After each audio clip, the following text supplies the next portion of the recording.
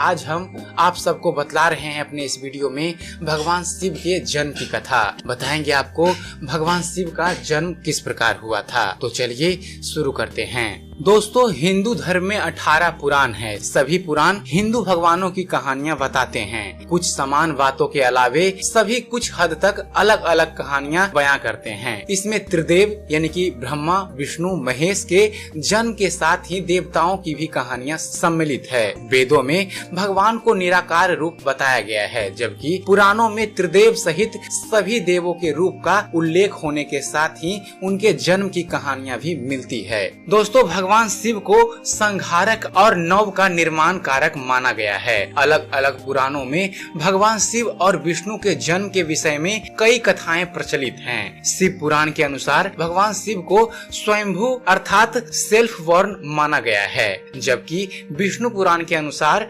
भगवान विष्णु स्वयंभू हैं। शिव पुराण के अनुसार एक बार जब भगवान शिव अपने टखने पर अमृत मल रहे थे, तब उससे भगवान विष्णु पैदा हुए, जबकि विष्णु पुराण के अनुसार ब्रह्मा भगवान विष्णु की नाभि कमल से पैदा हुए, जबकि भगवान शिव विष्णु के माथे के तेज से उत्पन्न हुए बताए गए हैं। विष्णु पुराण के अनुसार माथे के तेज से उत्पन्न होने के कारण ही भगवान शिव हमेशा योग मुद्रा में रहते हैं। दोस्तों, भगवान शिव के जन्म की कथा हर मनुष्य जानता भी है और नहीं भी जानता है, क्योंकि इनके बारे में अनेक कथा प्रचलित हैं। श्रीमद् भागवत के अनुसार एक बार जब भगवान विष्णु और ब्रह्मा अहंकार से अभिभूत हो स्वयं को श्रेष्ठ बताते हुए लड़ रहे थे, तब एक जलते हुए खंभे से, जिसका कोई और छोर अर्थात आदि और अंत ब्रह्मा या विष्णु नहीं समझ पाए, उसी से भगवान शिव प्रकट हुए। दोस्तों, विष्णु पुराण में वर्णित भगवान शिव के जन्म की कहानी शायद भगवान शिव का एकमात्र बाल रूप वर्णन है। यह कहानी बेहद मन भावन है। इसके अनुसार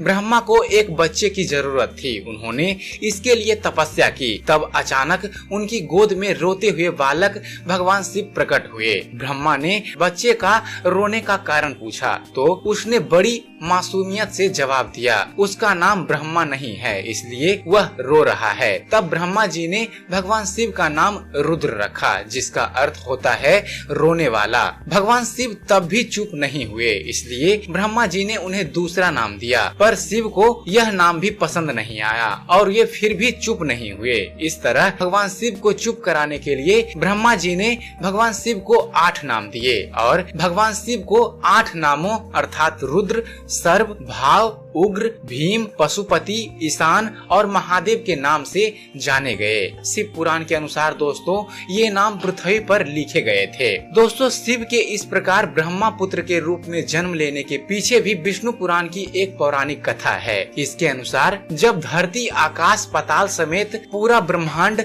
जलमग्न था, तब ब्रह्मा, विष्णु, महेश अर्थात शिव के सिवा कोई भी देव या प्राणी नहीं था। तब केवल भगवान विष्णु ही जल की सतह पर अपने शेष नाग पर लेटे नजर आ रहे थे। तब उनकी नाभि से कमल नाल पर ब्रह्मा जी प्रकट हुए। ब्रह्मा विष्णु जब सृष्टि के संबंध में बातें कर रहे थे तो भगवान शिव प्रकट हुए। ब्रह्मा ने उन्हें पहचानने से इनकार कर दिया। तब भगवान शिव के रूठ जाने के भय से भगवान विष्णु ने दिव्य दृष्टि प्रदान कर ब्रह्मा जी को भगवान शिव की याद दिलाई। ब्रह्मा जी को अपनी गलती का एहसास हुआ और उन्होंने भगवान शिव से क्षमा मांगते हुए उनसे अपने पुत्र रूप में पैदा होने का आशीर्वाद मांगा। भगवान शिव ने ब्रह्मा की प्रार्थना स्वीकार करते हुए उन्हें यह आशीर्वाद प्रदान किया। कालांतर में भगवान विष्णु के कान के मैल से पैदा हुए मधुकैटंब राक्षसों के वध के बाद जब ब्रह्मा जी ने सृष्टि की रचना शुरू की तो उन्हें एक बच्चे की जरूरत पड़ी और तब उन्हें